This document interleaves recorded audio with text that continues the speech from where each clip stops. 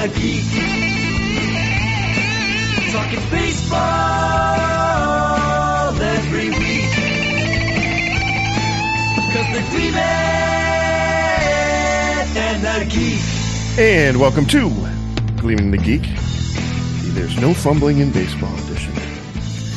I'm John Bonus, Twins Daily. With me, Aaron Gleeman of the Athletic. Oh yeah, there was a football game that you There went was to a football in game Philadelphia. In Philadelphia. I heard they sang you the Barney song because you were wearing a purple Viking shirt. The guy, one of the guys in the packed line, of course, trying to get in. It was their home opener, so I mean, it could not have been, more crazy, more Eagles centric. And the guy behind me, so it gave me a little bit of a hard time. He started singing the Barney song. Yeah, He called me Barney in my big purple polo shirt. So I'm just gonna say this. You don't not look like Barney. no. Well, I pointed that out too. I said that's actually pretty accurate. Of all the things in that stadium, if someone said, "Well, give me something that looks like Barney," they'd go, "Well, bonus is in section." I would also suggest that my attitude was sort of like that. Well, you said that, not me. I owned. Not that you guys go to a lot of Minnesota sports teams road games. Obviously, right. More. I mean, I never go. Maybe Twins in a few weeks, but we'll see. Yeah, but I never, it would never occur to me. I mean, I just don't wear sports stuff like clothing that much anyway. It'd be funny now to wear like a Twins sweatshirt to the Twins press box, go into the clubhouse wearing like a nice Twins sweatshirt. Anyway, but I wouldn't, I don't know if it's the guts or I just wouldn't to wear a Vikings thing into the Eagles stadium. So, we're talking about it. I mean, it was a topic of conversation most of the weekend as to, whether or not to do it and what to do and so on. And then afterwards, we were kind of unpacking it a little bit because we'd much rather talk about that than the game. Yeah. And if I was going to write a story about it, there'd be, certain rules that you just have to follow. But number one is expect some S talk. You're just going to get S talk. If you're somebody who is going to bristle too much. Right. You can't have a short fuse. Yes. And wear your team's colors in the opposing team's place. Right. Yeah.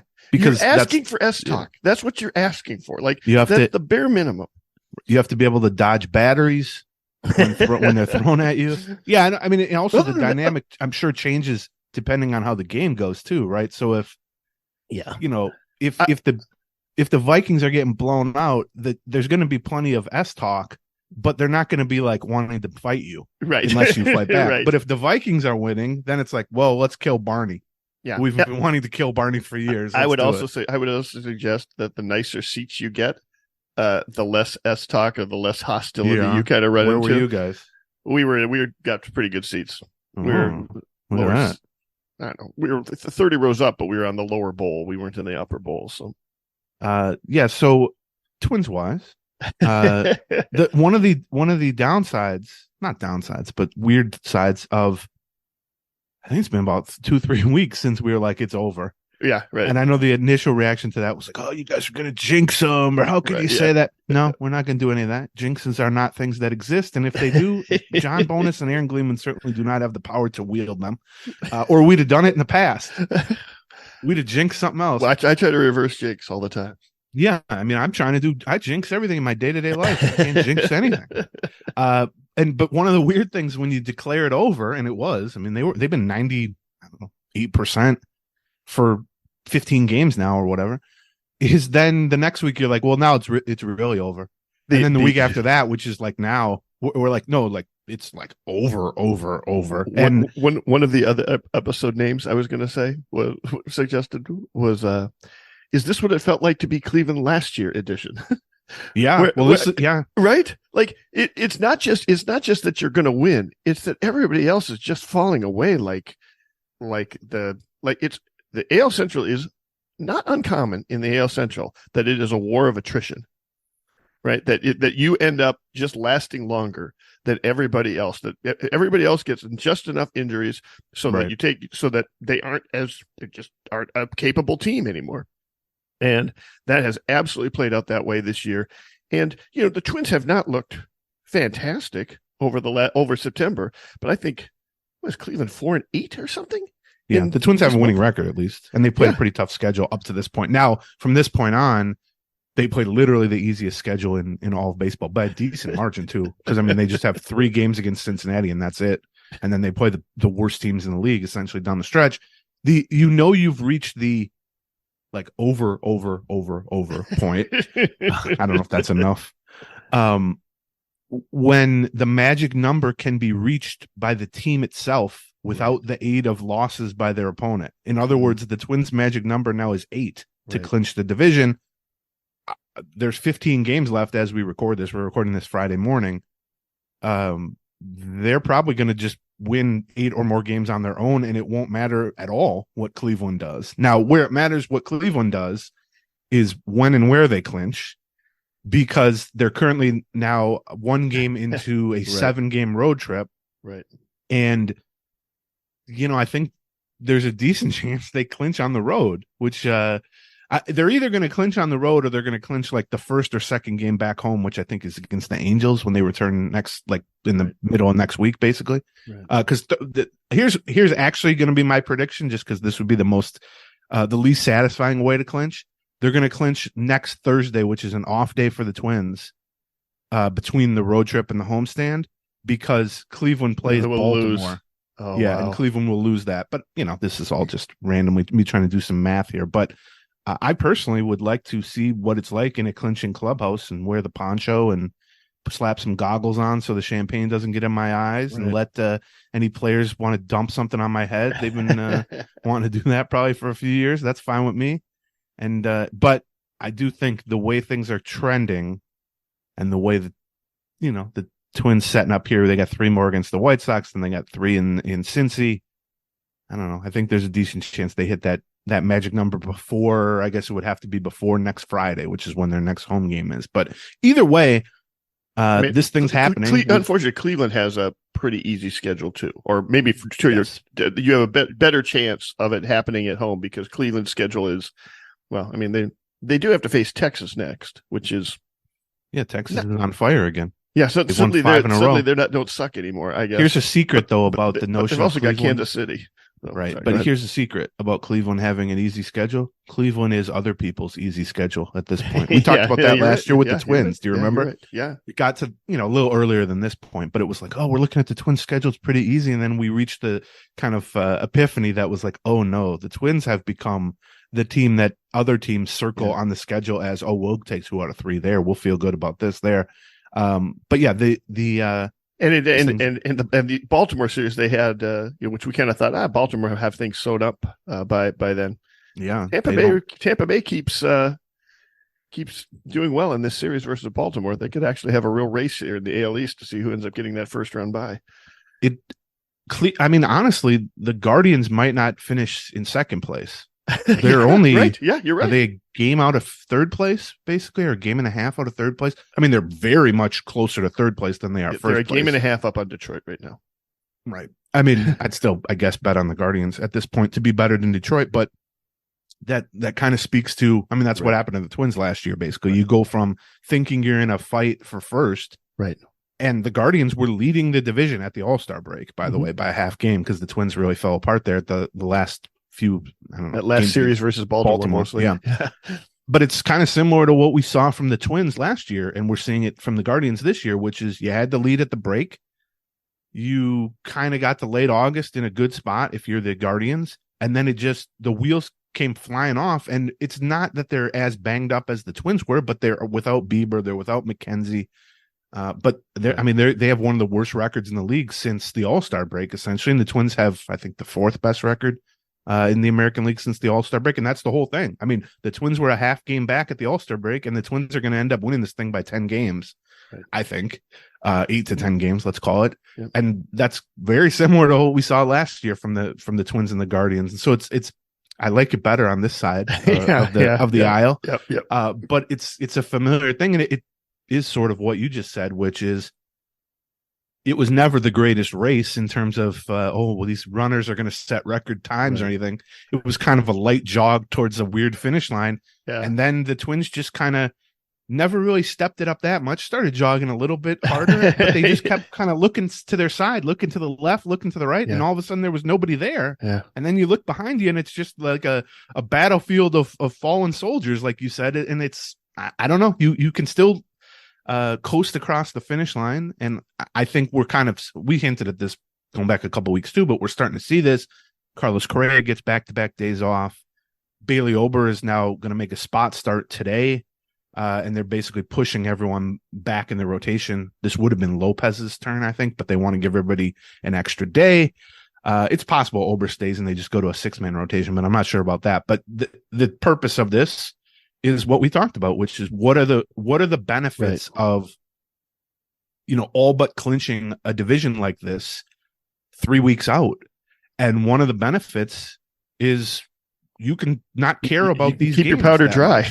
Yeah, and that's right. You still have to take care of business, which the Twins have done and the Guardians have done for them on the opposite side. Yep. But there's no, if you can sit Carlos Correa half the remaining games and have him be 1% healthier for game 1 of the playoffs, that is an easy trade-off. You know what I mean? Because these games, you'd like to win games. You'd like to see Correa get hot, all that stuff. But if, taking 5 extra games off leads to the Twins losing a game or 2 more in the regular season, that has no effect on anything. And if it theoretically has him any stronger mentally or physically, and, you don't know that part, but that's clearly what they're going for here. And I think you're going to see, like when Correa didn't pinch hit. Yes. In the 9th inning. What was it? Wednesday? Yeah. I think it was Wednesday. And I mean, we asked afterward, and Baldelli was like, "Oh, I wanted to give him a full day off," and he said, essentially, I don't have the quote in front of me, but expect to see that with other guys too at this point. Right. Yeah, and he didn't link that specifically. He didn't say because Cleveland ain't coming to get us. Right. He didn't stick the knife in already, right. but I'll say that. And when you start calling up guys from AAA that you demoted to the minors 3 weeks ago in Bailey Ober, and you're just kind of inserting them in the rotation and pushing everybody else back a day or two.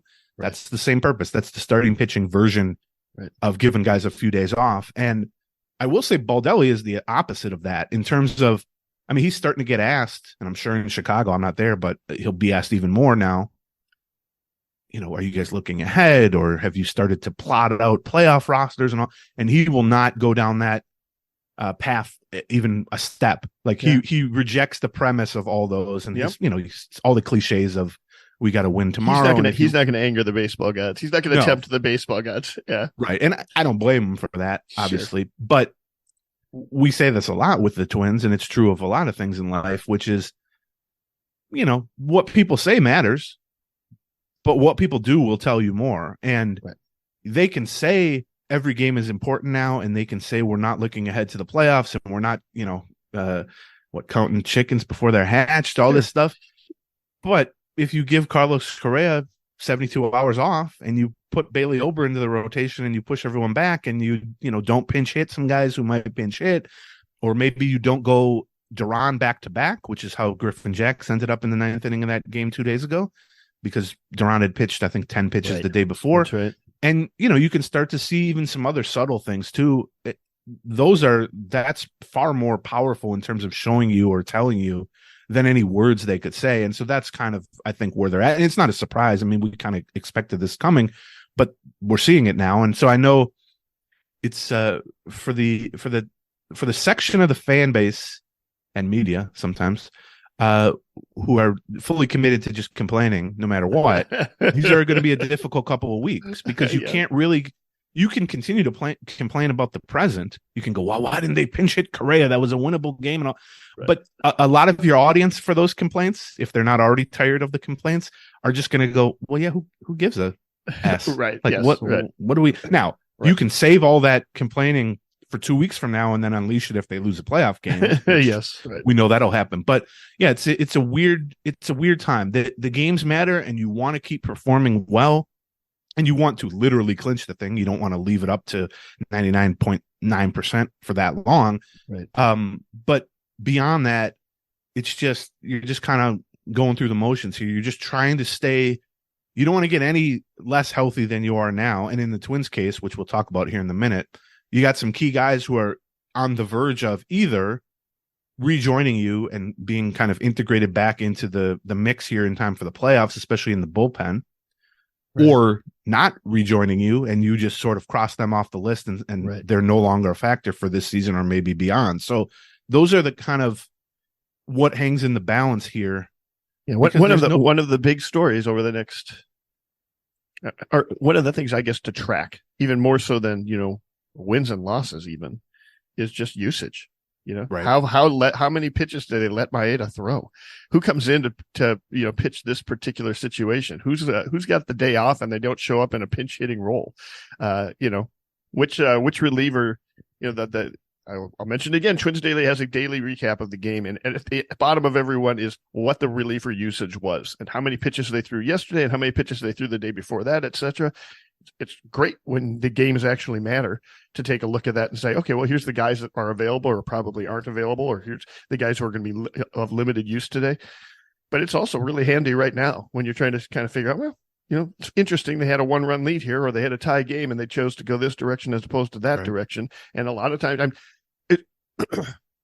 we talked a fair amount on the Patreon on Wednesday about, or maybe it was Monday, about, of the areas of the team that we had got concerns about going into the postseason, the number one is probably the bullpen. They haven't sorted out exactly who in the bullpen is, and we don't see the kind of quality or dominance that frankly a postseason team often needs when going through that, and that they're going to have to sort through a bunch of stuff here over the last 2-3 weeks, and a lot of that is going to be deduced from how they end up using the bullpen. So yeah, and I mean I think it's an interesting mix. I agree with all that.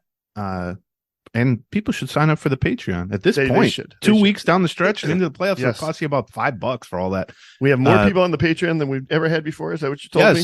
You who tracks all the statistics? Yeah, we're very close to you guys. If you go sign up, if you've been on the fence, Patreon, patreon.com/Gleeman. They're $1 an episode. And if we don't put out an episode on a day, you don't get charged. Right. We're very close to getting to 4,000 subscribers on the Patreon, which I can tell you that our actual goal was 300 when we started it. This is one of those things. We only get 12,000 downloads on the free episodes, folks. So that you take a look, one to your left and one to your right. Yeah. One of the three of you is already on the Patreon, and maybe you might want to join the party. I had a teacher in my freshman year, some kind of English class. He had everyone, it was like a lecture. He had everyone stand up, and he said, look to your left and look to your right, and one of those two people, or one of you three, will not make it to graduation. And I thought, little did you think it was you. No, I did kind of think it was going to be me. I was like, I don't know why I'm here to begin with.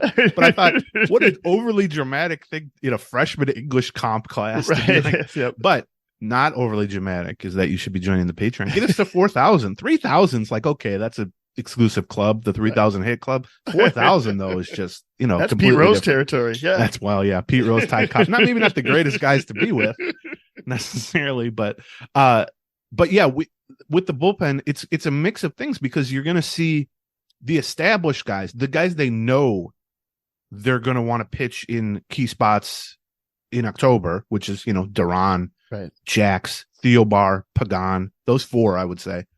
I would bet you're not going to see back-to-back usage of them much, if at all. And yet there are some other guys, Louie Varland, for instance. Yeah, they might want to actually do some dress rehearsal with him and find out, well, what actually does happen if we try to pitch him in back-to-back, because he's never done that before. He's a week into being a relief pitcher, basically. Exactly. Right. And so you have a mix of those two things, which is the guys who have proven themselves and the guys are going to be at the top of the pecking order for the playoffs. You want to scale back their usage, and specifically back-to-back or 3 out of 4 or whatever it is, or even just going more than an inning. You don't want them doing that.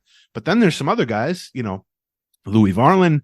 Maybe when Chris Paddack returns, they're about to get Brock Stewart potentially back. And it's the same thing as like those guys still have to kind of pass some tests, not only in terms of stuff and effectiveness, but just if you pitch on a Tuesday, if you pitch 18 pitches on a Tuesday, how do you show up Wednesday afternoon for the game? Like, are you available? Are you 80%? Are you completely off limits? And so it's going to be a weird mix of those things.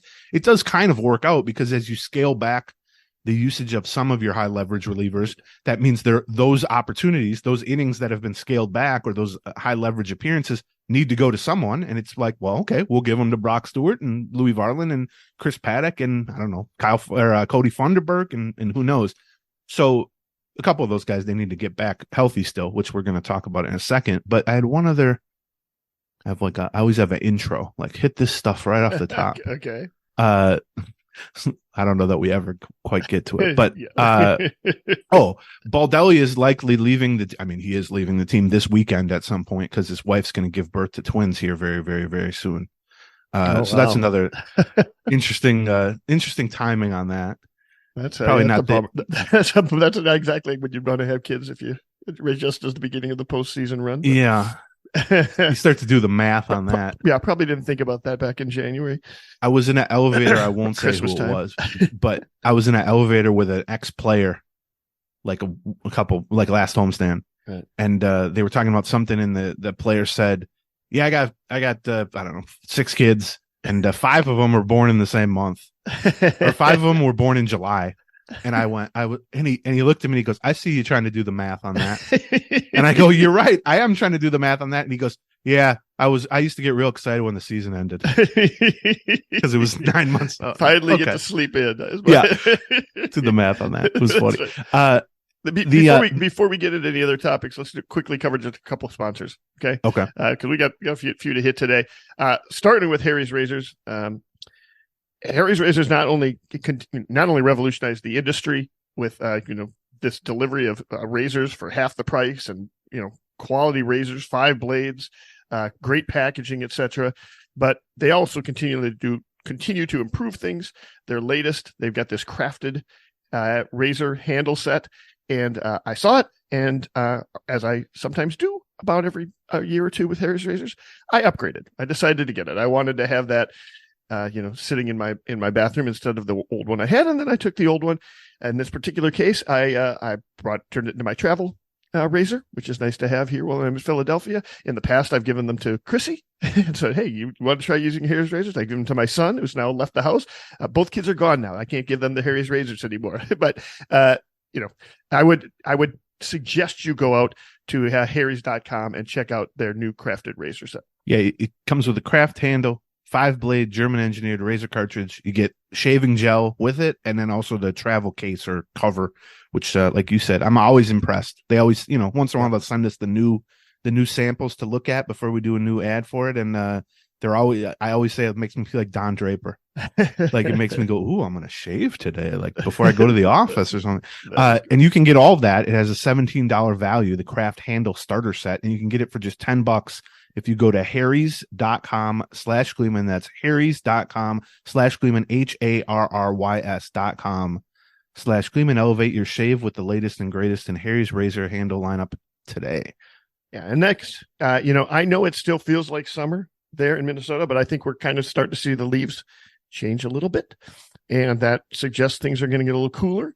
And when you're going to those Twins postseason games in the first week of October, you might not want to wear the T-shirts that you previously bought at Soda Stick because you're going to be cold, especially if they make a deep run. But fortunately, just in time for fall, Soda Stick has also come out with a whole bunch of new vintage fleece sweatshirts. They've got a crew neck, they've got a hooded sweatshirt, and it's all of their biggest, best-selling designs, including, I got blown out of the dome one. That's a good baseball or a good baseball one.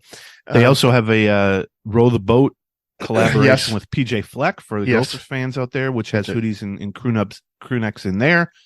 Soda Stick is the name. Soda, like Minnesota. You can go to sodastickco.com or just Google Soda Stick, and they'll show up. And if you use the promo code Gleeman, you will get 15% off whatever your order is, just in time, like John said, to load up for some new gear for the playoffs. That's right. Okay. It's also nice. Now, maybe it was just the White Sox yesterday, but to see the 3 rookies back to leading the charge again. I know. Wallner especially had kind of gone into a funk. Yeah. They benched him for a day and kind of said, we were the game before he got benched, which was like 3 or 4 games ago, whatever.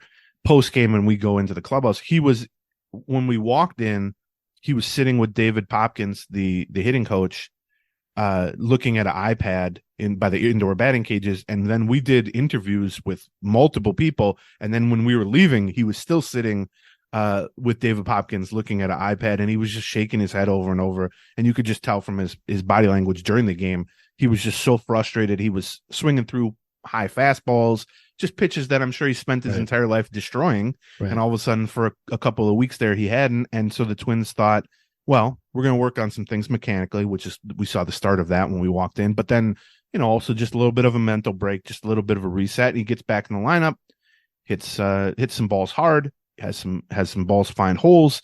And, his player type, we've talked about this before with guys like Gallo or Sano or Brent Rooker, or just the high strikeout guys. You're more prone to slumps just because you're putting fewer balls in play, and the fewer balls in play, the fewer, lucky or fortunate hits you're going to get. I mean, Matt Wallner has to sting a ball to get a hit. Right. He's not going to be, Luis Ariz puts the ball in play a million times. He's going to pick up a dozen hits a year just because the ball was in play and they're hard to field. It's not going to happen for Wallner. But the one thing I will say, and Baldelli talked about this too with Wallner, he went through a 50-something at-bat stretch where he hit 140 or something with a lot of strikeouts, which not great.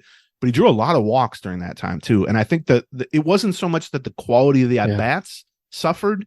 He was still getting deep counts. It was just he wasn't pouncing on the one or two pitches per at bat that you're going to get to pounce on. And he was also probably maybe getting less of those pitches. Maybe. I mean, on top of all the other stuff, like just the natural, you get some natural slumps, right? Let's not forget, it's less pronounced than it used to be. But the major league season is longer than the minor league seasons. They're getting, towards the end of a season where, about this time he's usually looking to kind of wrap up his year, right? St. Paul isn't playing a lot longer. Double A has already been, in the or high A ball has already been in the postseason and such. And then on top of that, like the league is able to make adjustments to him too, right? I mean. It can be one of those things where, suddenly they're not challenging you as much because they know what you can do. They're probing around the edges. They're, nibbling here or there, or they're trying to get you to chase something away, something like that. You've got to make adjustments to your swing. You've got to make adjustments to your approach. And, especially when things came, I don't want to say things came easy, but they came, everything worked early on, right? It can be hard to, okay, now they're approaching me differently. And, you might be resistant to making some of those changes because everything was working. You don't want to screw with what was working. And so, yeah, I think it's been, sort of a blessing that all these young players, we've kind of watched them develop, but part of that and that they're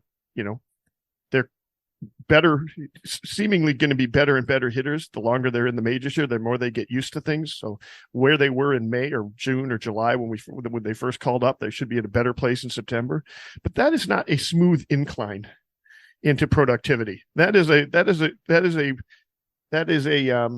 journey that has its ups and downs and its dips. And it's not uncommon that after 2-3 months in the majors, they end up having a setback. And unfortunately, that seems to be happening right here around the postseason. So I don't know. I mean, Julian also had a stretch. Although, again, Julian, similar to what I said with Wallner, he's drawing 1 billion walks. I mean, when his slump, if you look at like Julian's worst slump of this season has been, he also is back on track and hitting the ball hard, had a couple of homers, continues to draw walks. I think some of that was tied to the fact that he's been playing on one leg here with a hamstring injury. Yep. But it's hard with Julian, especially. I mean, he had, 50 at bats where he hit 165. That's not good. He struck out a lot of, swinging and looking. And yet you look at his on base percentage during that quote unquote slump and it's, 408 or something like that. And it's like, well, yeah, I mean, that's just the slump in terms of hitting the ball hard. But the beauty of a skill set like Julian's, and to a lesser extent, Wallner, and actually Royce Lewis has been drawing walks too. Some of that might just be because people are afraid of him now, but I do think he's been showing, he's been laying off some breaking balls, on 1-2, 2-2, 3-2, that type of thing. And that answers one of the questions that we had, even when he was doing well, by the way. He was not drawing walks. He was striking out. He just happened to still be hitting everything in the world. And we're kind of like, what happens when that turns? Well, so, I mean, I think, what you said is, here's like, if a rookie comes up, which all three of these guys did, right, and has immediate success, and you look at them and they got a 950 OPS, you say to yourself, well, that's amazing. They're not going to have a 950 OPS forever. Right. And even if they settle in as an 800 OPS or even an 850 OPS guy, well, how are they getting from 950 now to 825 in the future? Well, there's going to be some slumping there. You got to have a stretch where you have a 600 OPS in there. Right. And so the fact that those are coming, that's natural. I think pitchers will exploit your weaknesses. And that doesn't mean those are career long weaknesses. They don't even mean they're, rest of the season weaknesses. It's just when you start to get 100 plate appearances in the majors or even at AAA at this point, they can scout you with data. Right. They go, well, okay, this guy hasn't crushed high fastballs, so we're going to throw him high fastballs until he crushes them. Right. Or this guy, if you get him to 2 strikes, never throw him a fastball, throw him changeups. Right. And it doesn't mean you can't do that. It just means you have to do it before they're going to change their scouting report. And it's a fluid situation. And so I think, Royce hasn't really slumped much at all. No. I mean, that's what's been so remarkable about his comeback from the 2 torn ACLs. I mean, he's been carrying them of late too. Julian slumped in the sense that he was banged up and he wasn't hitting the ball for power, but he was drawing 1 trillion walks, and now he's back to hitting the ball for power. And then Wallner, had probably the lengthiest or ugliest slump in there. And because he's the lesser of those prospects in terms of like hype and all that, and because he strikes out the most, and just what he is, a big hulking slugger that you look and you go, uh-oh, is this guy going to be, Joey Gallo again? That raises concerns. But, I think he's had some better at-bats of late. And, like you said, I mean, you want a guy to just have a 950 OPS for his whole career from day 1 to day 1,000 or whatever.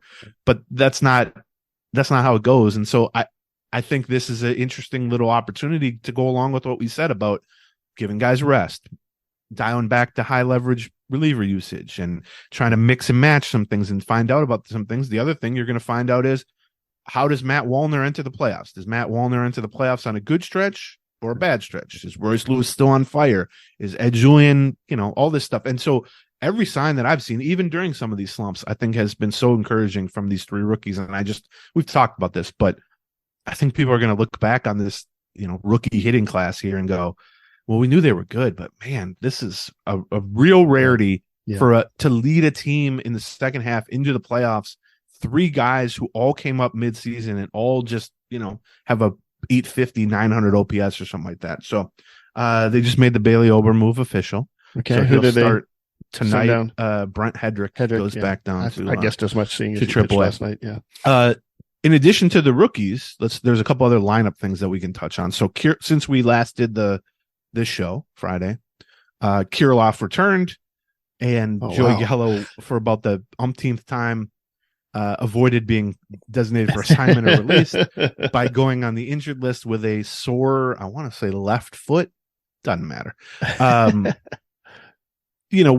know that frustrates people in the moment. They saw that and they go, oh, they still won't cut Gallo. You're absolutely right to be frustrated of the idea. Why did Joey Gallo make it into September on this team? But once you make it into September, and I think they placed him on the IL on the 9th or something like that, 9th or 10th, there's no functional difference between cutting a guy and placing him on the IL. It's too late for him to latch on elsewhere for a playoff team because he's not eligible for the playoffs. You've paid him, you're paying him either way because nobody's picking him up, right? Right. You're paying him the money anyway. And if anything, you at least now have him as if 10 guys get hurt between now and October 3rd, he's at least somebody that we can activate for the playoffs. I don't expect him to be on the playoff roster. I've gotten no indication that the Twins expect him to be on the playoff roster, but he's not a, you saw the opposite with Josh Donaldson and the Yankees, right? Which is once they decided they weren't going to play Josh Donaldson in September, they wanted nothing to do with Josh Donaldson being around the team in September because, fill in the blank there. That's not the case with Gallo. They have no problem with Gallo. I saw him the other day. He was taking balls at first base. He was trying to do some running, in his mind, and I guess in their mind too. The goal for him is be 100% for the playoffs, and who knows what happens. You never know at that point. And I think he's scheduled for a rehab assignment next week, right? Or yes. At least they're talking about a rehab assignment in St. Paul, right? Yeah. Everybody. So today, let's see. Brock Stewart and Nick Gordon are starting rehabs with St. Paul, with the Saints in, I think they're in Iowa, I want to say. Okay. With Gordon, I would expect it to be a pretty lengthy rehab. I think he'll probably play. I mean, the Saints regular season ends, I think the 24th, I want to say, something like that. So there's like a week and change left. I would expect him to be with the Saints for the rest of that. With Brock Stewart, I think the plan is he's going to pitch once tonight, which is Friday. Then he's going to pitch Tuesday, which the Saints will be back home Tuesday. It probably would have been Monday, except AAA is off Monday always. So Friday, Tuesday. And if that goes well, you could see him back with the Twins, Wednesday, Thursday, something like that. Next Wednesday, next Thursday, something like that. And that's in time for the next homestand. Yeah. Yeah. In time for the next homestand. And then from there, they're going to try to give him a few appearances. They're going to see where he's at. They're going to maybe work him once back to back just to find out if he can do that. Chris Paddack made another start at AA. I think he's about to rejoin or join the Saints is my guess. And then there was one other. Oh, and then Michael A. Taylor, I talked to him the other day. Right. He might not even go on a rehab. If he does, it'll be very short. But he's, I think, real potential to come off the IL during this road trip. And in fact, I wouldn't be shocked if it's in Chicago the next couple of days. I mean, he's basically good to go from his hamstring injury. So that's kind of other than Buxton, that's the state of the injury. With Buxton, they're in a holding pattern again. He played a game and a half. Yeah. He's been out now for, I don't know, 10 days or something like that. It's been 2 weeks. It's 2 weeks as of today. Okay. He's not been cleared to resume a rehab. We talked to Nick Paparesta, the Twins trainer, 3 days ago. And he basically said, I still think Buxton's going to play again this season. Now, whether that's on a rehab assignment, in a playoff game, whatever, who knows? And he's got 17 days. Like he's got 2 weeks plus another weekend to kind of pull it together. But yeah, the idea that they had maybe 3 weeks ago, which was, boy, we'd love him to be a factor in center field. We'd love to be able to play him a half dozen times down the stretch in center field to get a sense of that. Well, now they've gotten to the timing has just evaporated on them basically, or this, the window. I think now they're just at the point where it's like, we'd like them to get back on a rehab, play a few games, not have the same knee trouble that stopped the rehab, like you said, 2 weeks ago. And, if we can throw him out there once in center field, that'd be great. But now it's more a question of, can he literally be an option of any kind for a playoff roster? Forget maybe he can play center field in 2 games or something like that. Now it's just, can he be on the roster? Can he be a DH or a pinch hitter or a pinch runner, or is he an option once or twice in center field, something like that? I don't know. One of the things that we talked about on the Patreon, skeptical. Yeah, one of the things that we talked about on the Patreon last week, Patreon. We have we have mailbag episodes, right, where people can write in their questions. One of the mailbag questions was sort of like, what bench roles are would be super valuable for the Twins? What should they ideally, what would they have on their bench? Well, I mean, everybody wants some speed, right? To be able to work their way around the bases when they need to absolutely score a run. If somebody gets on base, you want to put in a pinch runner and have them work their way around the bases. And in the Twins specifically, could really use somebody who's got a right-handed bat, a big right-handed bat that can damage left-handed pitching. Now, Buxton hasn't been particularly good against left-handed pitching this year, but he's got a track record of being pretty good against left-handed pitching. And you would be hard pressed to have a better bench player than a right-handed slugging speedster. That's something that could be of real use as a key piece on a playoff roster, a postseason roster. So, yeah, the fact that he's not going to be coming back and playing center field, I know there's a lot of people disappointed about that. I think there's a lot of people just angry about it. That's I think that's more about them than it is about nothing creates anger in sports fandom more than injuries. We've talked about this going back to Joe Mauer and Justin Morneau and Buxton, obviously, and the Twins have had so far more than their fair share of significant injuries to impactful players and some ugly situations. But I think there's going to be some legitimate questions about whether or not he even resumes a role as a DH. On this team, and certainly whether or not he resumes that role as a DH versus right-handed pitching. He's not. I can tell you that right now. I agree. That ain't gonna happen. But there's still a role that he fits into on this roster that could be, pretty significantly valuable in the right situation. And I mean, those situations tend to come up in the postseason pretty regularly. Most likely, they're going to face a right-handed starting pitcher in Game 1 of the playoffs, October 3rd, Target Field. It's going to be against probably the third-place team in the AL West. It will not be Max Scherzer, by the way. Right, he's out. Yep. If Buxton is on the playoff roster, which again I'm somewhat skeptical of, but if Buxton is on the playoff roster, I don't think he's going to be starting that game. But if that guy goes 5 innings and then the opposing manager puts in a left-handed reliever in the 6th inning, and it's Kirilloff or Julian or Wallner or who knows, and there's 2 guys on base with 1 out or something, you can go, oh, man, this would be a spot to try to break the game open here. And Baldelli is not afraid to push that button in the 5th, 6th, 7th inning, certainly in the 8th or the 9th inning. And right now, that first guy off the bench would probably be Jordan Luplow, who the only reason Jordan Luplo's in the majors is because he hits left-handed pitching. So there's nothing wrong with pressing that button. Right. But if you have any confidence whatsoever in Byron Buxton being able to do that, well, he's at a completely different level than that. But the one question I have that, if you pinch hit Jordan Luplow for Matt Wallner in the 7th inning, you can keep Luplow in the game. Luplow can just go play left field. And actually I would say probably certainly not a downgrade. He might be a slight upgrade. Right. Although I think Wallner's played better in the last few weeks. But my question is okay, so Buxton pinch hits for a lefty or whatever. I don't know that he's going to go play the outfield. He could, I guess. Right. And if he can't, then you have to burn 2 spots to make that one move. But we should mention on postseason roster, you're going to have more than just 13 position players. Yes. You're going to have maybe 15 or 16 position Well, I would hope I have an article up this morning with Dan Hayes where we kind of went back and forth debating what the roster should be or projecting. And I guess I'm at the far end. You might be sort of there with me. I looked, most teams since this switch of format, a playoff format where it's a 3-game opening series, have used a 14 position player, 12 pitcher. Really? Setup for the 3-game set? Yes. Huh. No, it's only, what do we got? There's only 8 series or something ever in this format. So that's true. The ones that have generally been a 15-11 hitter pitcher. Okay. Now during the season, it's been 13-13 for the Twins, and right now it's 14-14.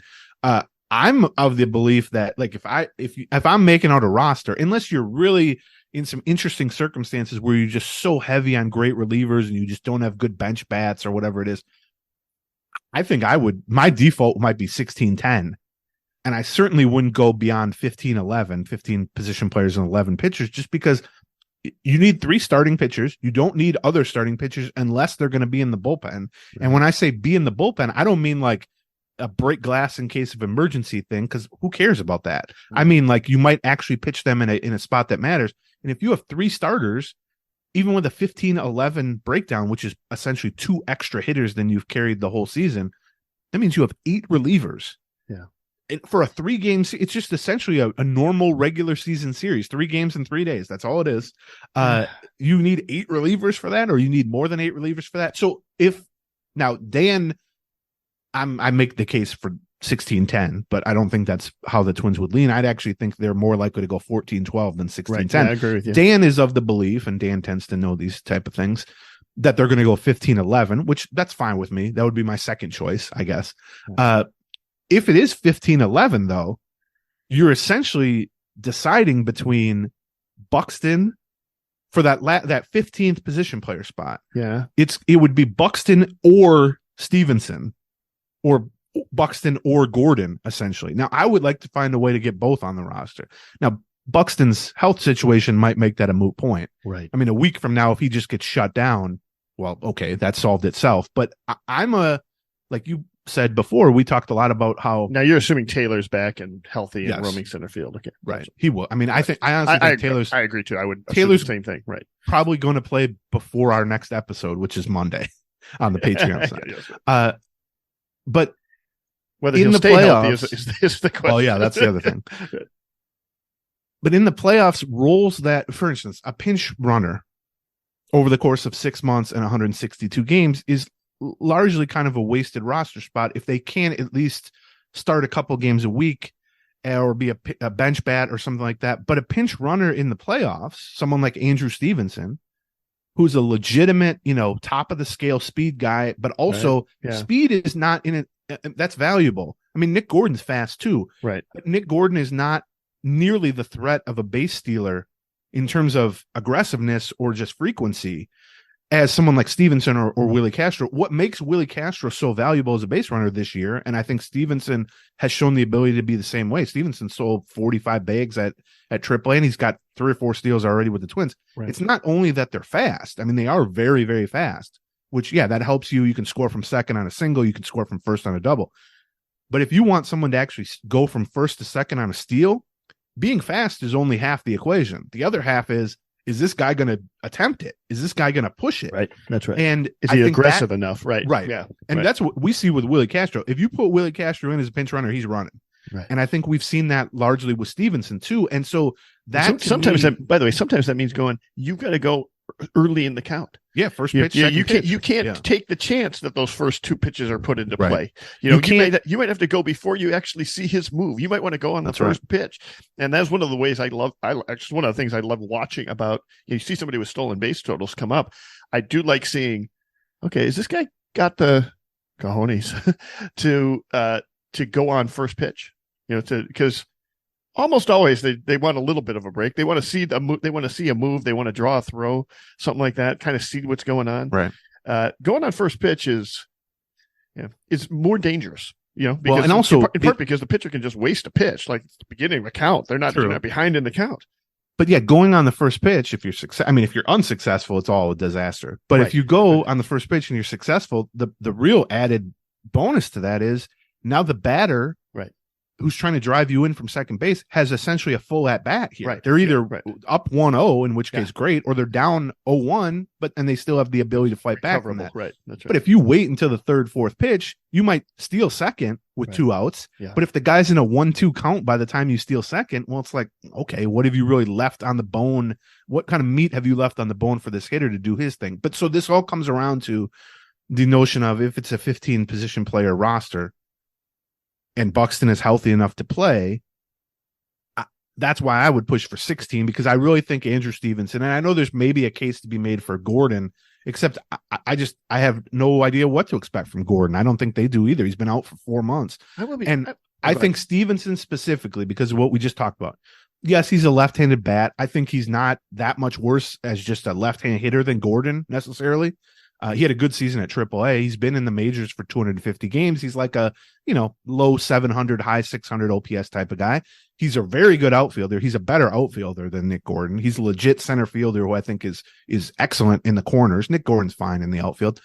But the real difference is if you pinch run Andrew Stevenson in a playoff game, he's going to run. He's going to attempt to steal. Whereas if you pinch run Nick Gordon in a playoff game, you're doing it more so to increase his odds of scoring on a hit. But you accomplish both of those things with Stevenson. And so that's why I think if you're going to go with 15 and Buxton's going to be on that roster, you're going to leave off a guy in Stevenson who you might say to yourself during the regular season, well, who cares? I mean, was he going to get 150 at bats? He's not much of a hitter.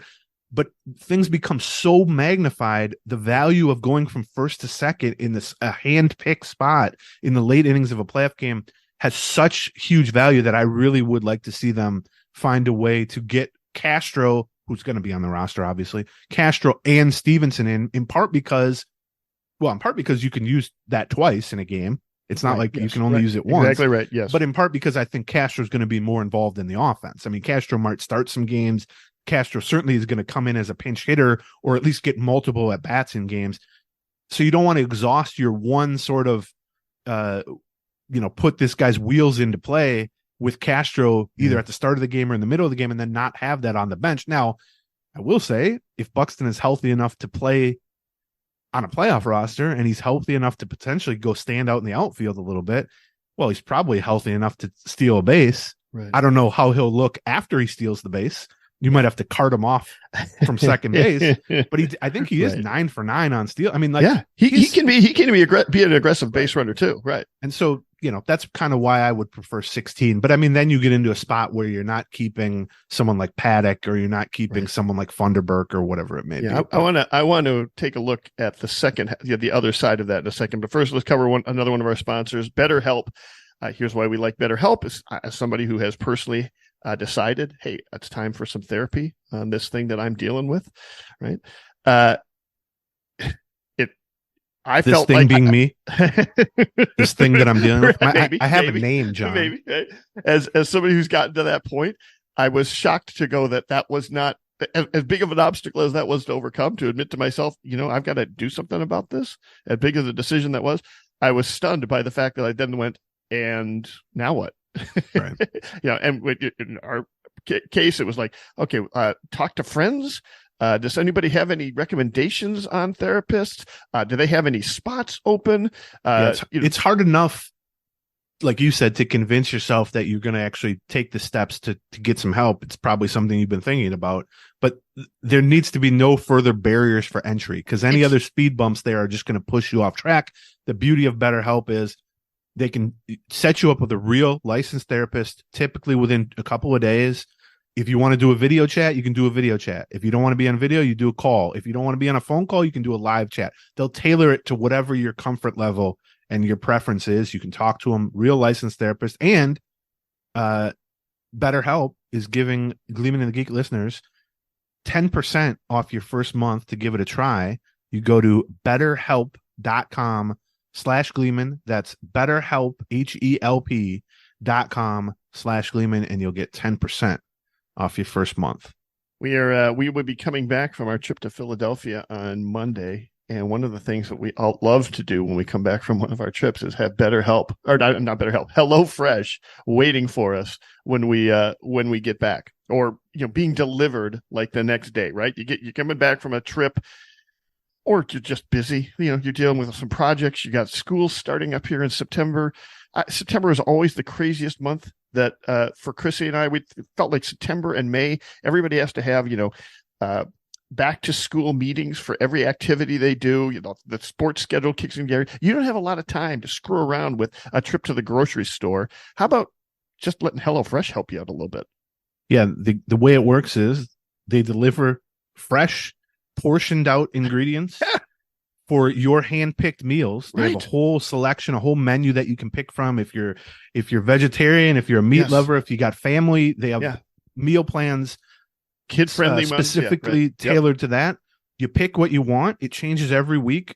There's a lot of good options. We've both used it. Yes. They send it right to your door. Good packaging. The cold stuff is cold. It's all pre-portioned. It looks Instagrammable after you finish it, because they include just enough easy but also fancy stuff to they make it look good. Very easy, even for someone like me who has no clue what they're doing in the kitchen, because it's not only a recipe, but it's kind of a step-by-step with pictures and descriptions, so I can go, oh, that's ginger. Okay, I'll cut some of that. That's exactly right. Or slice some of that. I guess I got to grate that. Huh. Okay. Yeah, exactly. And then again, like I said, pictures and everything. And if you go to HelloFresh.com/50Gleeman, so 50 Gleeman, 50 Gleeman, and use the code 50 Gleeman, you get 50% off plus 15% off for the next 2 months. So again, go to HelloFresh.com/50Gleeman and use the code 50 Gleeman for 50% off plus 15% off the next 2 months. It's HelloFresh, America's #1 meal kit. Okay. So what's the playoff roster stuff? Like I said, I wrote about it with Dan. I mean, I think. I know. I wanted to follow up on this. Okay. The one thing about shorting yourself on pitching, right? With the Twins in particular, it's going to be an interesting debate because their 4 and 5 guys are pretty good. Like, on the one hand, this is the only time in the first 2 weeks of the playoffs that you're going to have 3 games back to back, as opposed to, a 2-game set or something. You get the second series as a 5-game set, so you just back-to-back games, then a day off, back-to-back games, then a day off. And while you're right that, if you get to the point where you need a long reliever, there's 2 times you need a long reliever, right? One is when you're just getting the snot kicked out of you, and it doesn't really matter who that is, right? You don't need to bring in, Kenta Maeda to shut down the team for 4 innings, because you're probably already down 6-0. Right. But the other time you need it is if you go into extra innings. right? If you get, except the extra innings don't go far anymore. well, I mean, that's a fair point. although they've eliminated, I think, for the playoffs, like they Right. did last year, you're not starting on second base. Right. So I guess what we've seen in the regular season doesn't really apply. I kind That's of right. agree with that, but here's the thing. I agree. And it would be lovely to get to the 10th inning or something and just go, oh, we'll just essentially have some guy make a start. Right. But I don't know that they necessarily would do that. I think you'd more likely see a guy go 2 or 3 innings. And there are guys who can do that anyway. Someone like Chris Paddack can do that. Certainly. Well, maybe, but what I'm more worried about is, you've used your high leverage guys in innings 7, 8, and 9 because it was a tie game or because you blew a 1-run lead in the 9th or something like that. Right. So the high leverage guys are gone. And you're like, well, I mean, we could continue to go to lower and lower leverage guys, or we've got this really good number 4 starter, a guy that we were thinking about. But he's going to be he's going to be on the roster. Right. Maeda is going to be on the roster. Well, that's yes. not in play. The question is more the Josh Winders and Cole Sands. Ober is not. I mean, if Ober starts a game, he's going to be on the roster. That's right. Ober is not going to be a reliever on the playoff roster. Dallas Keuchel. I mean, could Dallas Keuchel come in and give you a long relief appearance? Yes. Are you going to feel at all comfortable about that? No.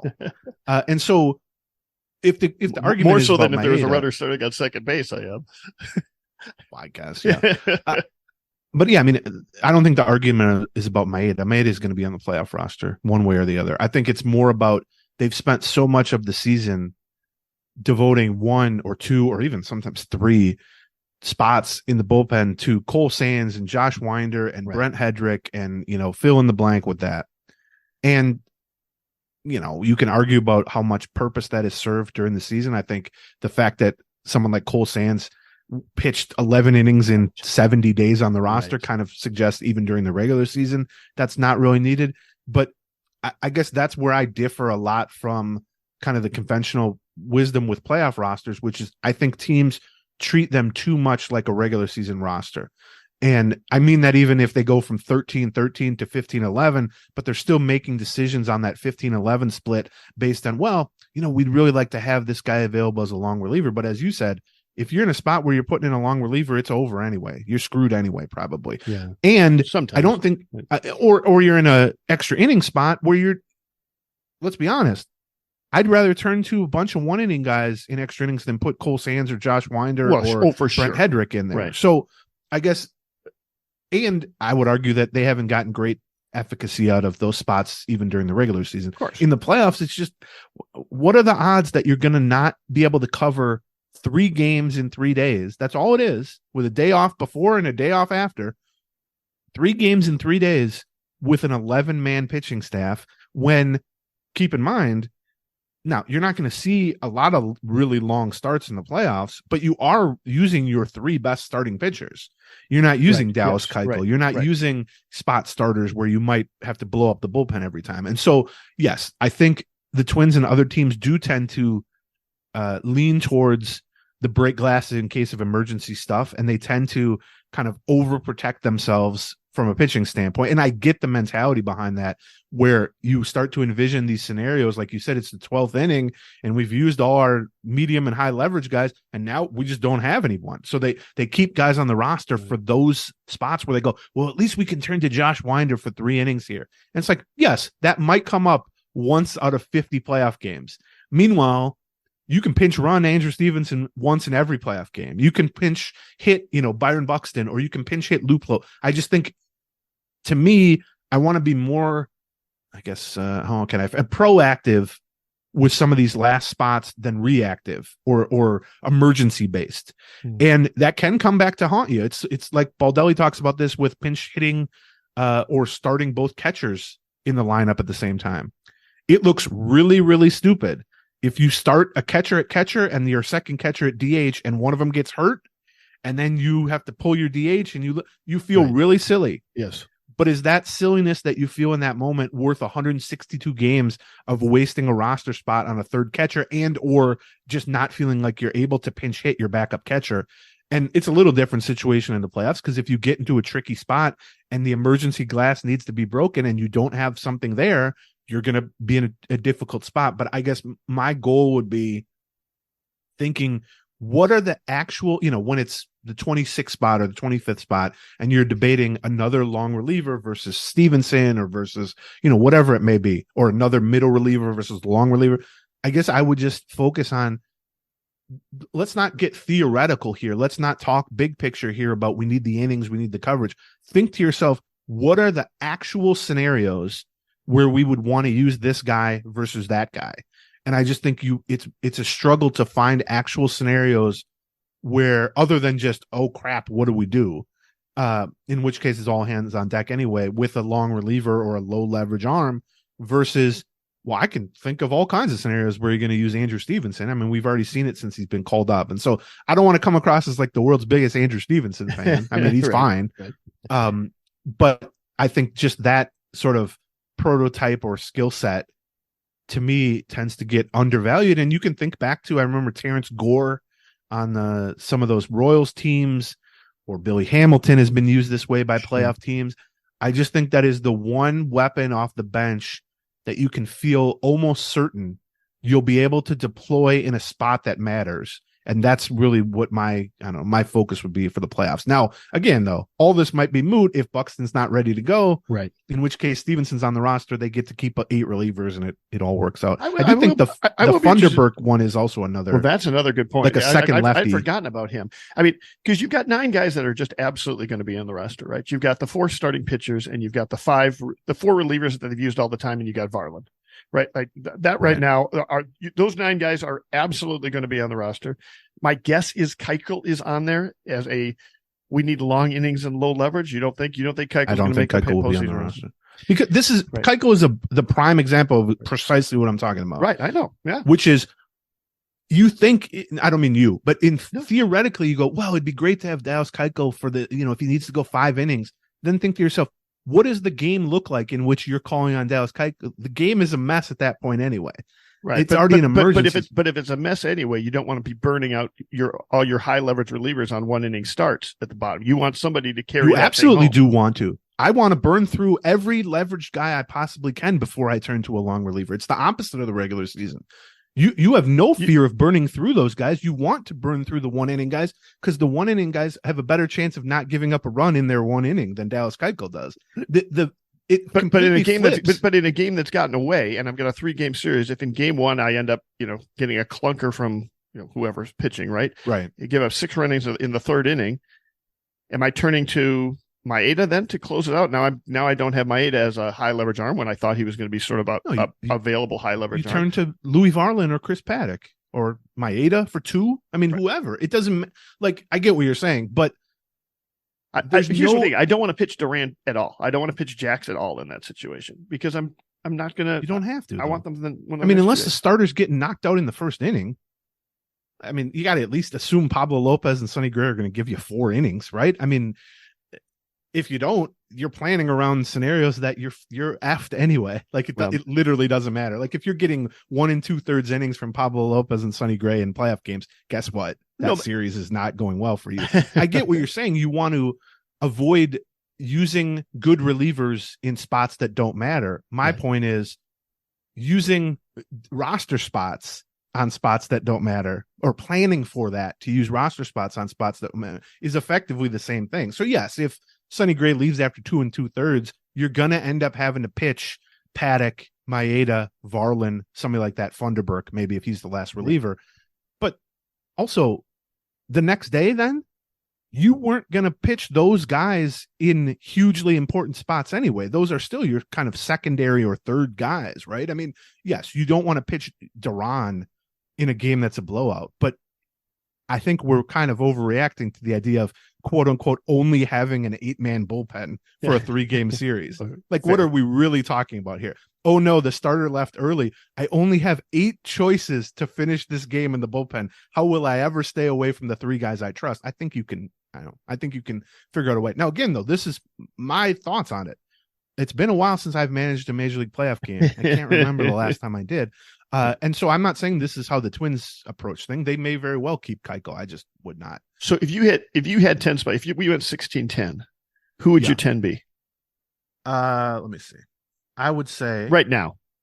Yeah. I mean, we don't know what things can change if Brock Stewart comes back as Brock Stewart, right? Things could change if, Paddack comes in there and is throwing, crazy heat. But right now, like if you playoffs start, 3 days from now, who are your 10?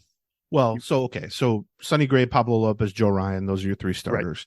Right. I would have Maeda in the bullpen, so there's your 4th guy as a fourth starter, basically. Right. Duran, Jax, so that's 4. Okay, then you have Duran, Jax, Pagan, Thielbar, Varland. That's 5. Yeah, that's 9. That leaves you 1 guy. If Brock Stewart is healthy, Brock Stewart's going to be on the roster. Right. If Brock Stewart's not healthy, Chris Paddack's going to be on the roster. That's basically what it comes down to. Now, within that, part of why I said I'd be perfectly fine with a 15-11 split is you can get both those guys. Brock Stewart can be the 10th. Right. Not in terms of hierarchy, but just as we're counting here. Brock Stewart can be the 10th and Chris Paddack can be the 11th. And then if either of those guys are not good to go, then it can be Funderburk or it can be Floro, or you can go with a Winder or a Keuchel or a Hedrick or something for long relief. And so that's what I'm fine if they go 15 and 11. I think 14 and 12 would be at the point where I'm like, it's kind of what we've been talking about.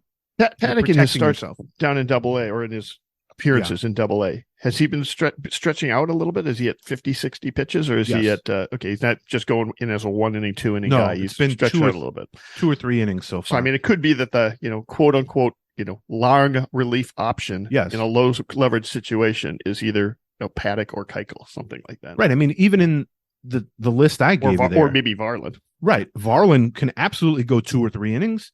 Maeda can absolutely go 2 or 3 innings. Right. Chris Paddack can absolutely go 2 or 3 innings. And that's not even getting into the fact that Emilio could go 2 innings if you really were in a tough spot. So that's kind of how I view it. I mean, the notion of Funderburk as a second lefty, maybe. I mean, that depends a little bit on the matchup. Yeah. There are a couple of these lineups, Toronto and Seattle.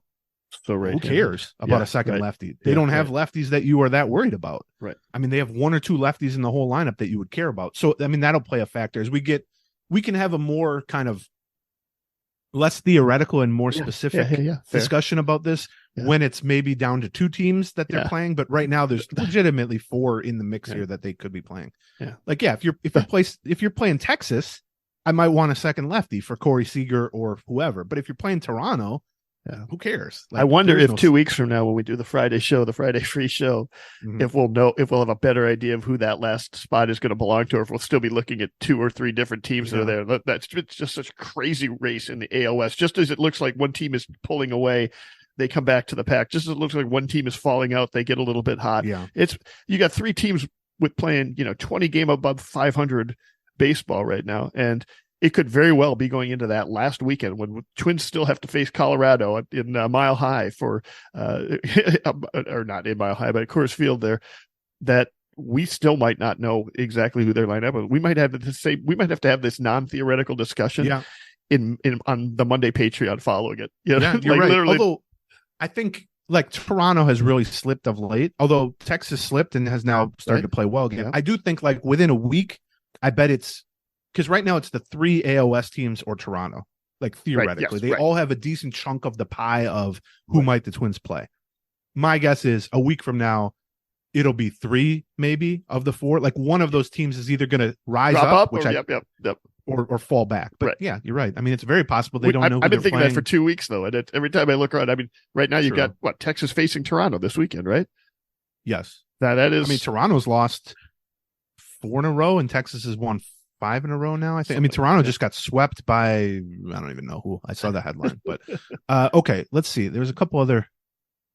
Okay, I mean, just bullpen wise, we were kind of on this anyway, but Varland has now pitched 3 times in relief. The stuff is precisely why they've been talking him up as a bullpen option for months now, which is 98, 99, even 100 with the fastball, good slider, and the real kind of jump in, I don't know, quality of pitch is with the cutter, which is like a 92, 93 mile an hour cutter. And, players and staff were like, oh, wow. I mean, he's been working on that. That's a mid-season adjustment that he made even when he was starting, is to try to tweak that a little bit, change the characteristics of the cutter, get more into the mix more. Because he's given up a lot of homers. Because even as a starter, he threw 95. The stuff is there. The velocity is there. The question is, command and off-speed stuff. And a cutter is kind of an interesting mix between a fastball and an off-speed pitch. It's kind of that middle ground a little bit. But it does at 92, 93, it offers some separation in terms of timing from a 99-mile-an-hour fastball, and it also offers some movement properties that you normally get from a breaking ball. And so it can be a really good, you might think, oh, he throws a four-seam fastball can also and be a a cutter. ground ball when you need a ground ball. It can also get a ground reliever. ball, right? Yeah, right. So they're really excited about Varland, and they knew this was coming in terms of the jump his stuff makes going to the bullpen, pitching 2 innings instead of 5 innings or all that. But that's only part of the equation. I mean, you have to then still have a second or maybe third pitch, one against righties and one against lefties that you can rely on. But I think the cutter, he's been gaining confidence in that. He could throw that against both guys, really, or both sides of the plate, really. And then the other unknown with a situation like this is what we talked about earlier, which is what happens if Louie Varland throws 20 pitches on a Tuesday? Right. Is he off limits until Friday, or can he pitch the next day? Can he pitch the day after that? Nobody knows that, just because he hasn't really done that. And so that's another thing. It's what does the peak velocity and stuff look like? What does the pitch mix look like? And then what does his velocity and stuff look like, not just for like a second or third inning within a game, but then like the next day or the day after that, especially in a short series. I mean, ideally, you'd have kind of a group of guys that you would use in game 1 and game 3, and a group of guys that you would use in game 2. And the guys that you use in 1 and 3 are going to be your really good guys. But then depending on how it plays out, I mean, if Duran pitches in game 1 and then they have the lead again in game 2, well, you sure as hell going to pitch in game 2. Sure, right. But then you need to shift those sort of secondary guys up a little bit in game 3. That's why you need more than 4 guys. It's just, I don't know that you need more than 7 or 8 guys. There was one other, I mean, that's why Stewart is so huge. We talked to him. He had just thrown a few days ago at Target Field. He had just come in from throwing live batting practice, which is kind of like a simulated game, versus Nick Gordon and Gilberto Celestino. And he said he was 98 with the fastball. He said he let it rip and he felt good. So we'll see tonight. I will be really interested to see how quickly both he and to some extent Varland can ascend up this hierarchy, especially given the struggles that Jax has been having. Right. I mean, they clearly have a need for a number 2 guy right now. Jax has not looked fantastic, just hasn't. He hasn't looked great all year. I mean, he's been pretty good most of the year. But, he seems to be either incredibly unlucky on a regular basis or just kind of worn out here at the end. I think they want to give him as much. They're trying to balance giving him as much rest as possible with also getting him enough time to kind of figure things the hell out, because he's giving things up. And it's one thing for Varland to perform. It's one thing for Stewart to perform. It's another thing for both the organization to get to the point where they trust them at that point, and where the player trusts themselves. In that point, entering an 8th game of a playoff game and runners on first and third and 1 out, and you've got to figure out a way to kind of wriggle out of it, protect a 1-run lead. That's a lot of what makes this tricky, and why, yes, it's great to be having these guys potentially coming back late in the season versus the alternative of not having them in the picture at all. Right. But there's just an inherent risk there of, we don't know. Like, you might put one of these guys out there, like you said, in a key spot in the 8th inning, and just all of a sudden he's not right physically, or he can't throw strikes because he's only pitched 6 times in the last 3 months. I think with Stewart, though, I would view him differently than Varland. I agree, just in the sense that, I mean, he's done it. Varland has been a reliever but he also has less time here. Like, he's going to be doing a rehab assignment here. He's only got a week and a half or something by the time he gets back. But also what they're asking him to do is different. I mean, he's going to be asked to basically be a 1-inning guy. That's true. Here's the truth with regard to what you said about Jax, which I agree with. I mean, we talked about Jax for like 20 minutes on the Patreon on Monday. At the time when Stewart got hurt in June, like late June, you're right, he was the top setup man in that bullpen more often than not, and Jax was the second setup man. Now, they were used kind of interchangeably a little bit, and so I don't know that it's going to take that much from Stewart, if healthy, for them to be like, all right, well, let's just pick up kind of where we left off there, and that's a risk, sure, but I think that's why I've used Stewart. I still think they're going to use Varland as a multi-inning, not so much long relief, just as like 2 innings instead of 1 inning. I view long relief as like, I guess I would say 3+ or something like that. But who knows in the playoffs? I mean, stuff gets weird in the playoffs. Before we get to the last batch of notes and tidbits here, let's do our last sponsor, which is Game Time, the Game Time app, which it'll come in handy. Which is what I used to go to the Vikings game last night. Yeah. The okay. Vikings/Eagles game last night. And it will come in handy the last homestand of the year, and then for playoff tickets too, because Game Time, their whole thing, their what they pride themselves on is hard to find tickets, not only sporting events but concerts and shows and stuff, and then last minute tickets also, which can be one and the same. But yeah, Bonus will be sitting on a bar stool. He'll say, all right, time to go walk over to Target Field, and on his walk over, he'll pull up the Game Time app and get his tickets. By the time that's you get one to way the gate. But let me talk a little bit of how I used it this time too. Like in this particular case, listen, it was a crazy market for tickets. It's the Eagles home opener. That's going to be a crazy one anyway, a Thursday night game, etc. It was absolutely nuts to try to get tickets to this thing. And one of the nice things about that app is they've got that map view, right? Where you've got a map, so you can kind of, pinch apart, zoom in and see, okay, I could either take this seat in row 29 over here near the end zone, or this seat over at the 50, but that's $100 more, or whatever. Like it's also just a good, solid working app for kind of drilling down and doing some research on things. You should be downloading it and taking a look at it, even if you don't use it, just to get an idea of what's available out there. And once you download the Game Time app, you can create an account and then use the code Gleeman, and you will get $20 off your first purchase. Yeah. Terms apply. Create an account on the Game Time app. Redeem the code Gleeman for $20 off. Download Game Time today. Last minute tickets, lowest price guaranteed. All right. So, yeah, the one reliever I don't think is going to be in the picture here is Alcala. Yeah. Which he was the one we had the most skepticism surrounding. About anyway. Right.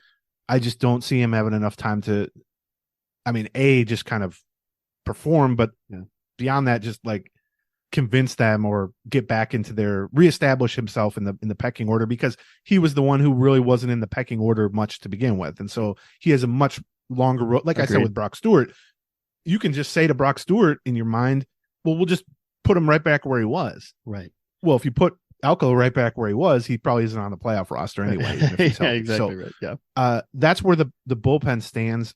This is going to, regarding Paddack and Stewart as well. Another thing to kind of keep in mind is if they get to that. Listen, we're treating the first, October 3rd as sort of the deadline date for everybody to get everything done, right? And that it is like you've got to survive that first round. But after that, if you get through that series, another round starts, half a week later.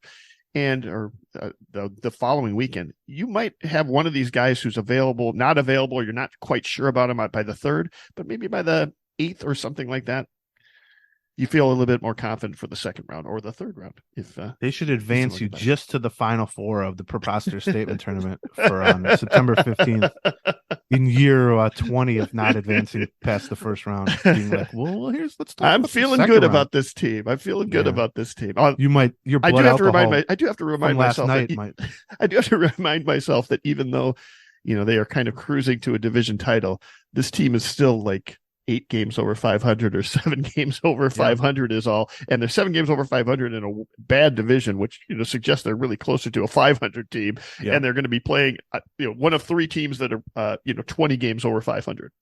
So I should probably try to keep that in mind. But also, who cares? Yeah, they got right. Yeah. Pablo Lopez and Sonny Gray on the mound for the first 2. Yeah. They got guys healthy who weren't healthy in the first half lineup wise. They've, by the way, played like a 95 win team in the second half. Yeah, that's true. That's true. So, we've seen the opposite plenty of times where the Twins are hot heading into the playoffs. Twins have a better record than their opponent, and it doesn't matter that way. It certainly can play to their advantage by not mattering this way. I talked about Lopez. We talked about this a lot on the Patreon Monday or whatever, off his 8 shutout, 14 strikeout, 0 walk performance. Right. He has a 180 team loss. Yeah. Yeah. He has a 189 ERA in his last start.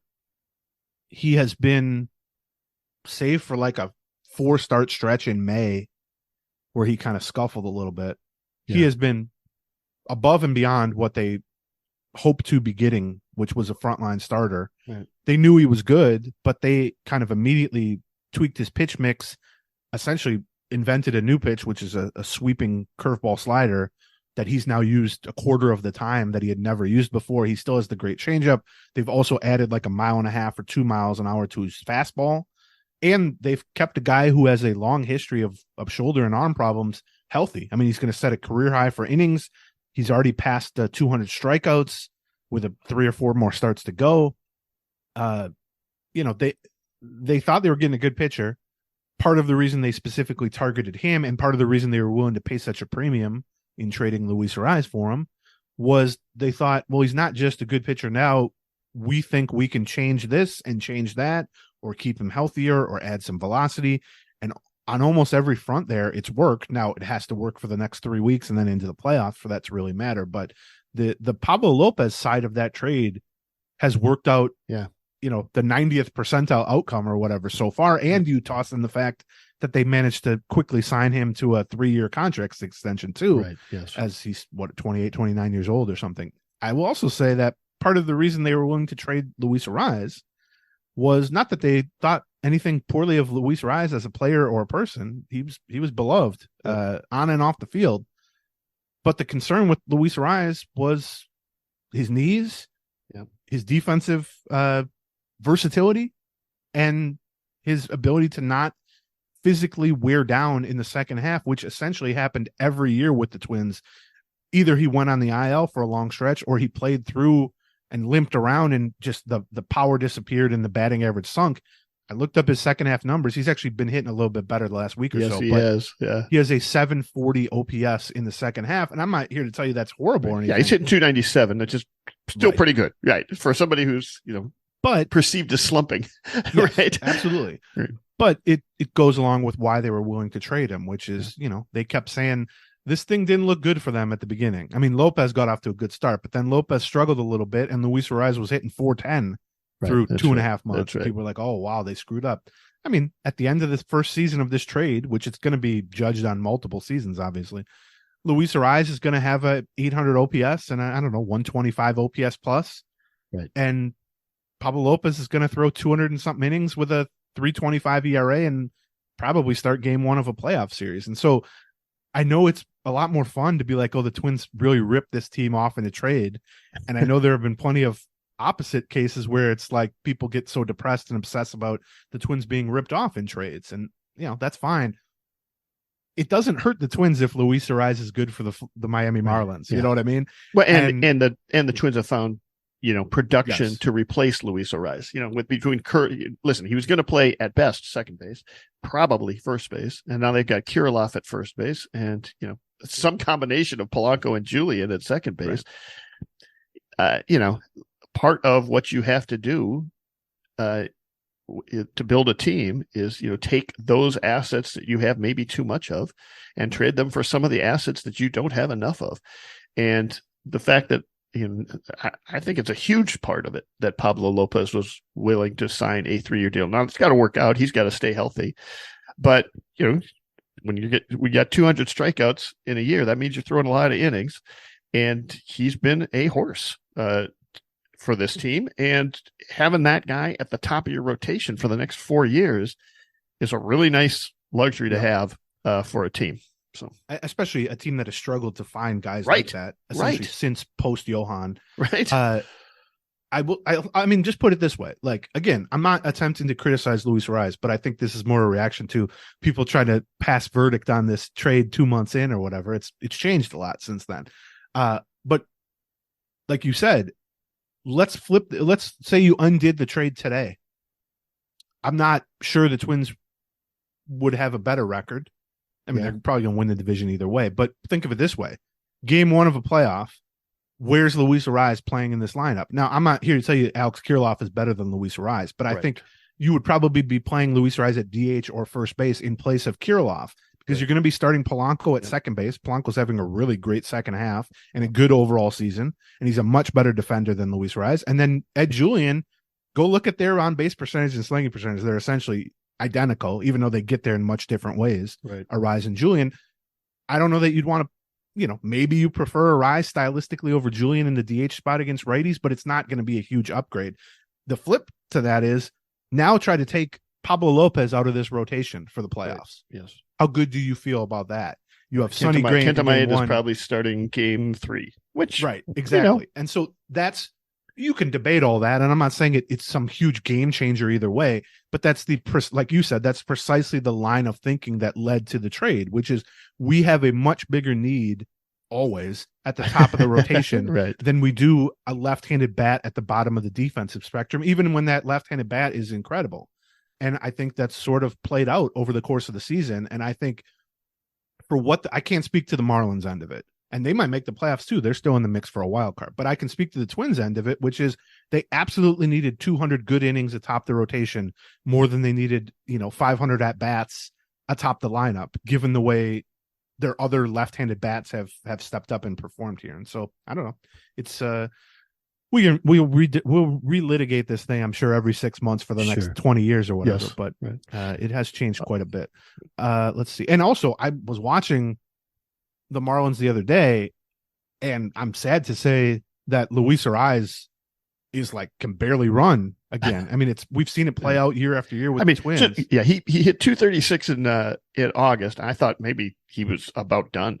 Yeah. Now he's hitting 3 something, so it's not slowing down his hitting too much. But he's just, it's a long season, and he's got bad knees. So these were the fears with him. Okay, then you mentioned Kirilloff. I'm going to be very interested to watch how Kirilloff hits over the next 2 weeks.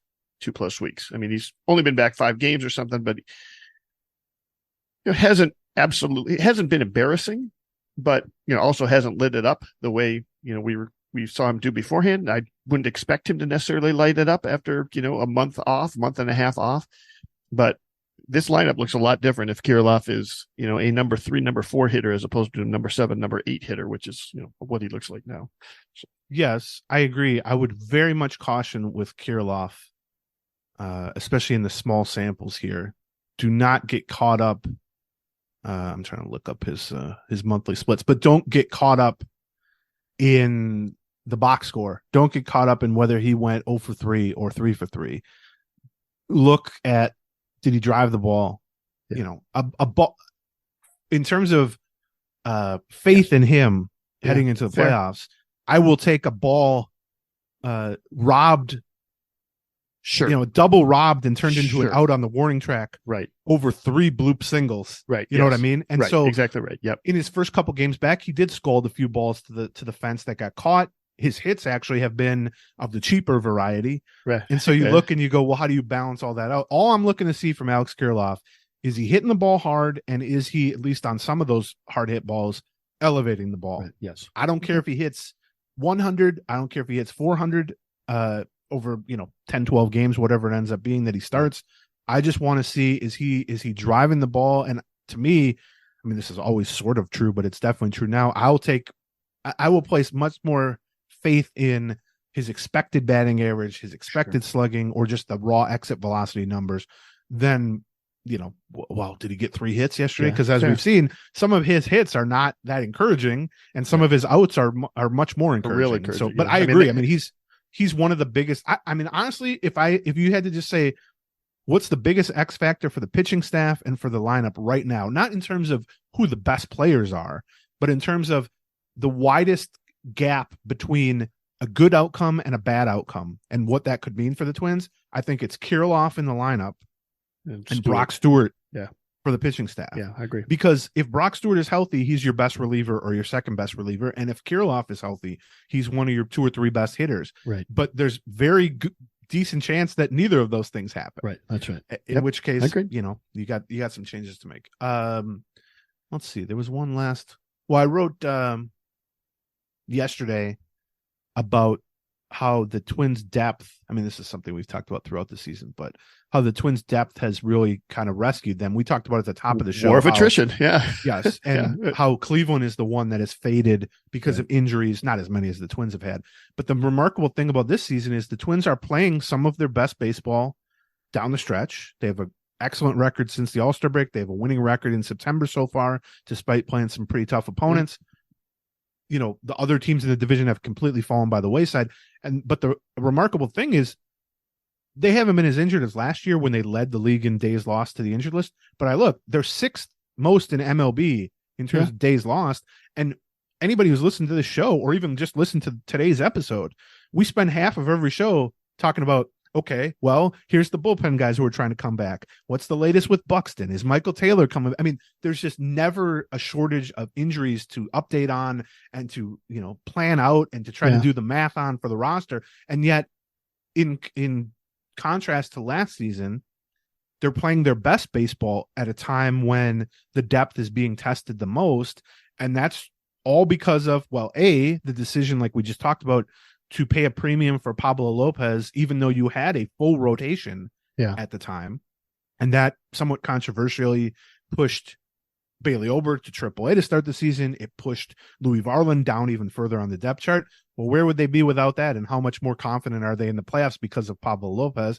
And then on the hitting side, and for that matter, Keuchel, who when they signed Keuchel in June, it was like, what the hell is this for? Like, what do they need Dallas Keuchel for? Right. Dallas Keuchel is going to end up making like 8-10 starts for them and at least holding that spot in the line and not, completely giving it up there and saving some other people innings probably. But then the big part is just think of the lineups. Go listen to the episodes from this time last year. And we're talking about, there were outfields. They trot out against a left-handed pitcher. It'd be like Nick Gordon, Jake Cave, and Mark Contreras, all lefties against the left-handed. Like they were just putting out lineups that were like AAA managers wouldn't put this up just because they literally had no other options at that point. And now you compare it, and we're talking about, they have too many hitters. How can they fit this guy into the playoff roster? How can they? And Baldelli has taken to mixing and matching and pinch hitting and all that stuff. But the four guys that they added as kind of bench, platoon, veteran role players, Solano, Willie Castro, Kyle Farmer, and Michael Taylor. And as they were adding them, like one a month basically for the whole offseason, it was very clear what they were doing. They said at the beginning of the offseason, this is what we're doing. We need better depth. And I know the Carlos Correa stuff was the headline, obviously. But within that, now they didn't all go well. They also added Joey Gallo to what was a logjam of lefty corner bats. And at the time we were like, I don't know why, what's the point of that? That obviously didn't work out well, but that was another attempt to really hoard depth, even when you think you already had depth. And then for that matter, signing Christian Vasquez to when you already had Ryan Jeffers as a potential starting catcher. Now that hasn't worked out well in the sense that the signing of the starters hasn't worked particularly well, even Correa to some extent. But the backups have all worked out pretty well. Right. But that's what's amazing is you're sitting here after a season in which it all collapsed because of injuries and lack of depth. And Buxton's been injured for the whole second half. Right. Jose Miranda has been injured basically for the whole season. And Carlos Correa has played through an injury and played the worst of his career. And you go, well, did they collapse again? I mean, were they even in position to collapse again? Yeah, actually, they're coasting to the playoffs because Willie Castro is like a legit team MVP candidate. Donovan Solano has been one of their best hitters and is probably going to end up like second or third on the team in at-bats for the whole season.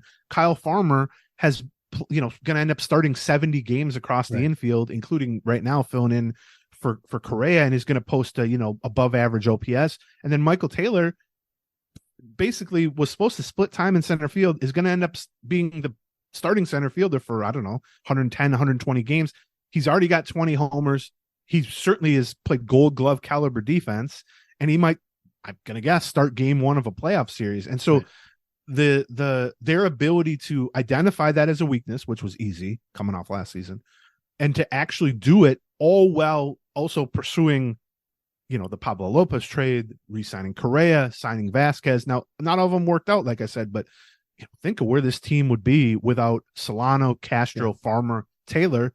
It would look a lot like last year's team in September, which is to say not real pretty. Let me add a different part to that as well. The fact that they are, still on the high end in terms of overall injury days, right? And we still but we feel so much better about this team now than we did the last 2 years, right? Speaks to two things. First of all, how absurd it was last year and the year before that. I mean, it wasn't, it's easy to say, well, every baseball team suffers injuries. No, not like that. I mean, that was just such an extreme result of where things were. You can't overestimate how impactful that was, right? The second thing I'll bring up, though, is as a result of that, they did make some changes in the training. Like that was one of the priorities going into the offseason as well. They made some changes there, and I don't know how much that helped or hurt. But I will say this, even compared to a year where they weren't beat up with injuries, which is, 2019. You take a look at overall for 2019, they didn't have that many injuries, but they had them all in September. Right. Right. What we have seen this year is the injuries happened, but the injuries happened early. We didn't see the injuries start piling on in September the way they have seemingly every year since they regained being competitive in 2019. Right. It wasn't just the overall number of days. It's that they all seem to be backloaded into, the most competitive months of the season for a pennant race, and then also carrying into the postseason. Well, yeah, I mean, I think about 2019 is, like you said, they were relatively healthy in 2019, especially in the lineup. But then by the time they got to the playoffs, Pineda had been suspended. Right. A couple pitchers were hurt. Kepler was beat up. It was all kinds of stuff. Garver was hurt. Kepler was hurt. Crone got hurt. Arise got hurt. Right. And Buxton was out, I think, in 2019. Now, I will caution, there's still 2 weeks left. Well, that's fair point. So let's not start S'ing each other's D's here, to quote Winston Wolfe. But popsicles, yeah. I agree. But let me add one more thing about that. We absolutely saw a priority made to get people rest early, or to give them additional rest early, to not rush back from injuries and so on, right? And in fact, going into spring training, we had questions about on day one of spring training. We had questions about 3 guys and whether or not they would be on the roster on opening day, and they were Buxton and Polanco and Kirilloff. Right. And we get to September, and I think the jury's still out on Kirilloff a little bit, but it's not this wrist injury, or at least seemingly not the wrist injury that he's dealing with anymore. Right. They were very conservative with those guys, finally brought them back. Royce Lewis, kind of a similar thing, kind of coming back in the middle of the year, et cetera. Nobody's rushing anybody in April or May or June. And in fact, the one person who maybe rushed himself, I don't know. I'm not going to speak too much about Buxton and him being on the opening day roster, but eventually running out of gas. He is not the one who we're going to see in September being healthy. And I don't know if that was a change in the organizational philosophy. I don't know if that's Papa Resta's impact on it, but it's not just the total number of injury days. It's also, when are those injury days happening? Right. And there is no bigger time for those injuries to be seen seemingly. I mean, we saw, Michael Taylor not trying to play through a ham. Now, they've had some luxury on that too. Cleveland has not been particularly good. They, to some extent they could live without it. But even like putting Buxton on the injured list August 3rd with a hamstring, like originally that was a hamstring problem, right? That was what was reported August 3rd or something. They seem to be trying to be proactive about keeping people healthy in September. And if that means sacrificing an extra week or 2 early in the season to make sure that they get to September when the high leverage games really begin, in October where the really high leverage games begin, they have prioritized that seemingly. And, to a large extent, it's worked. Even though they are 6th overall, we don't feel like this is a beat up team heading into the postseason. Right. I mean, on some level, the guys are just going to get hurt. You can't. Right. If you're going to lose the 6 most days to injuries, you're going to lose days to injuries. Right. But I agree with what you're saying. I think they took a bigger picture view, or a marathon based view of the season, which I think you should always do. I think for the most part, Baldelli and the front office and stuff have always taken that. I think it's not necessarily something that the training staff last year kind of put in motion or followed through with to the level that they would have liked. Now, I will also say, for the old trainer, Michael Salazar, who was fired, I don't know what he could. I mean, there was some stuff.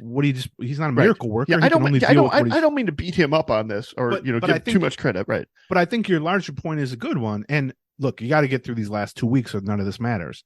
I mean, in 2019, 2 weeks before the playoffs, some of the guys we just mentioned who were out were not out yet 2 weeks. So these last 2 weeks can be big. But I think the bigger thing is, when you're resting guys random days off. I mean, we see how people freak out about that with Buxton and Correa, or, whoever's off for a day, 2 days off, or you don't pinch hit a guy because you want to give him a full day off. And early in the season, people are throwing hissy fits every time that happens. And then bigger thing is, we're not going to push Kirilloff to be on the opening day roster. We're not going to push Polanco to be on the opening.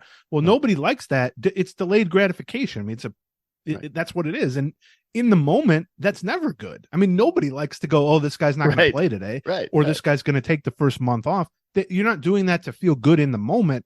you're doing that because you have some level of confidence or faith that in the long term, that gratification will arrive. It will be delayed, but it will arrive. And I think it's not so much that they had a different approach to that in past years or last year. It's just they've either been more effective at it, gotten luckier with it, maybe some combination of both. I don't know what it is. Well, here's what I Right. know. It ain't just about the total number of days. Right. It's about having those guys available in September. This is as good. Even compared to 2019, I feel better right now about what this team looks like and its health going into the postseason than I did even back then. Yeah, and they clinched early enough back then too. If you just say, if you can wave a magic wand and give everyone full health today, right? Who would be on the playoff roster in that circumstance who might not be healthy enough for the playoff roster in reality? Well, Buxton, obviously, right. Yeah. He's in some question. And then Miranda is the other one. Yeah, I guess. He's been a non-factor because he hurt his shoulder in spring training, basically. Which, by the way, they announced he's undergoing surgery, right? He had it yesterday, I think, yeah. Okay. But beyond that, they're still hoping to get most of the guys back. I mean, most of the hitters are back. Right. They're still hoping to get Stewart and Paddack. Now, obviously, Tyler Malley. Right. But I mean, that's not so much a good point. An issue of pain management or anything like that. He blew out his elbow. Right. And so I think you got to keep him healthy for the last 2 weeks. But the guys that you would want on the playoff roster are at least in position to be on that playoff roster, assuming this next week or so in terms of bringing guys back from the IL, which is never a safe assumption, but they seem relatively confident that. But yeah, it's in terms of depth, here are a couple other stats that I found. They're only going to have one hitter, Correa, get to 500 plate appearances this year, which has never happened in the history of the Minnesota Twins. Wow. That's what you need to qualify for the batting title, right. 502. Wow. They've never had fewer than two guys qualifying for the batting title. They're only going to have one now. Kepler's second, and he's never going to get to 500 down the stretch. So they've had one guy essentially as an everyday player, and even that guy has needed time off and has been playing through an injury. Yeah. Actually, he's the exception to what we were just talking about. Right. He's clearly He's clearly playing through crap that he probably should not have been playing through. And so he's going to get to 500 plate appearances. He already is, except his performance is not going to be at what you like, which is, like you said, the counter example to how they've handled everyone else. Right. And then the flip side to that stat is this stat, which is 17 different hitters have already gotten 150 plate appearances or more for the Twins, which is tied for the most in the history of the team. So you have a new team record in terms of only one guy getting 500 plate appearances, and you have tied a team record already with 2 weeks to go in terms of the number of players who are getting at least 150 plate appearances. And that goes to all those depth guys you signed, and it goes to the three rookies that we've talked about so much. Yep. And it just speaks to their number 2, number 3, and sometimes number 4 guys on the depth chart this season from day one, going back to the offseason. One of their biggest goals, other than, signing Correa and trading for Lopez and all that, but one of their biggest goals was, how do we make it so that when the first guy goes down, the second guy is a starting caliber player. And then when that second guy, if he also goes down, the third guy is not just some random dude who is a AAA, veteran or whatever. The third guy is actually, he's not going to be a good everyday player, but he's at least a competent major league backup or a prospect that's got some upside. Right. Yeah. And so that to me is the pitching has been the biggest reason that they are where they are. Honestly, the biggest reason they are where they are is Cleveland stinks, probably. But that's probably true. But the biggest difference in terms of just the experience of watching this team down the stretch this year versus last year, I mean, it is night and day. Yes. You got guys in the lineup now who they were meant for smaller roles, probably Taylor, someone like that, Solano, someone like that, but they've stepped up into bigger roles. They've performed at career best levels. And when you do enter the playoffs mostly healthy, you're at a bigger advantage having had to rely on those guys and having to rely on the three rookies, because now for game one of a playoff, you go, well, if there's a righty on the mound, you've got some all levers. Of a sudden you got Julian leading off where that wasn't even in the picture. You then, if they turn to a lefty, well, all of a sudden you can unload the bench with Solano and Farmer and guys like that. If you want to pinch run, you can do Willie Castro. Like they're better off for not only did they make it through the season in better shape because of the depth, which was the goal, but now that they've actually gotten to that point, now the finished product that you can roll out there for the playoffs, you got guys who have, gotten experience and bigger roles than you ever expected. And so now you have more options and more buttons to push to build a good lineup. Whereas let's say somehow they had avoided collapsing in September of last year and they'd actually, limped into the playoffs somehow. Right.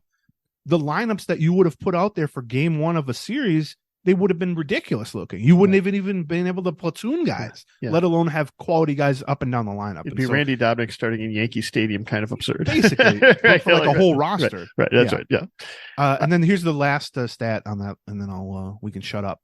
Last year, they gave 28% of their plate appearances and 44% of their innings to players who had a OPS plus or an ERA plus below 90. Which is to say they were 10% or more worse than the average player. These are not good. These are bad players. Right. 28% of the hitting and 4% of the pitching. I mean, that's absurd. You add that together and it's like a little over a third of all the playing time on the whole team. This year, 11% of the hitting and 16% of the pitching. Yeah. Right. So you've gone from like 35 to 40% of your all playing time for the entire season going to guys who shouldn't be playing to 15%, which I think is certainly on the low end of all teams. It's definitely on the low end of teams that have had so many injuries. And I don't think this front office has been flawless. I think some of the bigger moves have not worked out for them. I think some of the small moves have not worked out for them going back to the offseason. But the one thing they set out to do and did exactly as they hoped and has worked out even better in most cases is we're going to build some depth. We're not going through this again.